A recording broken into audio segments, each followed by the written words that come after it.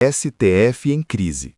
O comportamento suspeito de Zanin e Gilmar Mendes após a declaração de suspeição de Toffoli. Quando os guardiões da lei precisam ser guardados, as decisões que colocam em xeque a imparcialidade do STF no caso Master.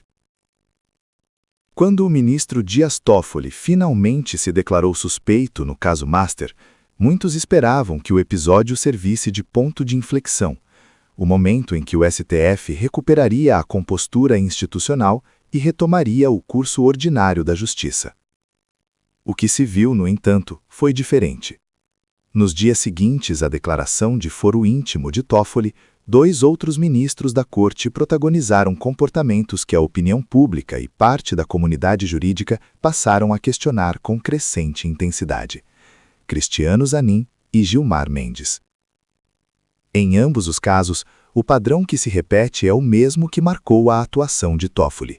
Decisões que, no mínimo, causam estranheza quando colocadas no contexto de um processo que investigou um banqueiro com relações estabelecidas com múltiplos membros da corte. Zanin, o herdeiro do processo e a decisão relâmpago. O primeiro capítulo se desenrolou em velocidade desconcertante. Logo depois de o ministro Dias Toffoli se declarar suspeito para relatar o processo, Cristiano Zanin foi sorteado como novo relator de um pedido que solicitava ao STF determinar à Câmara a instalação de uma CPI sobre o caso do Banco Master. O processo que chegou ao gabinete de Zanin carregava um histórico político de peso. O pedido havia sido apresentado pelo deputado federal Rodrigo Hollenberg, PSB-DF, que alegava que o requerimento para a criação da CPI reuniu 201 assinaturas, número superior ao mínimo de 1/3 dos membros da Câmara, indicava fato determinado e prazo de duração, cumprindo todos os requisitos constitucionais previstos para a instalação de CPIs. O ministro Cristiano Zanin negou o pedido no dia seguinte ao seu sorteio como relator. A velocidade da decisão chamou atenção. Um processo com tamanha relevância institucional, envolvendo a investigação de um esquema que já tinha 2 ministros da própria corte sob suspeita, foi analisado, deliberado e arquivado em menos de 24 horas. O fundamento da negativa, ao menos em sua literalidade, não era desprovido de base. Zanin afirmou que não havia prova pré-constituída de omissão ou resistência injustificada por parte do presidente da Câmara, Hugo Mota, e que o mandado de segurança não permitia a produção de novas provas. Para o ministro, o fato de o requerimento ter sido apresentado há apenas um mês não era suficiente para caracterizar omissão constitucional. O problema não está necessariamente na fundamentação técnica, mas no contexto. Zanin recebeu o caso porque Toffoli se declarou suspeito de ter relações com Vorcaro.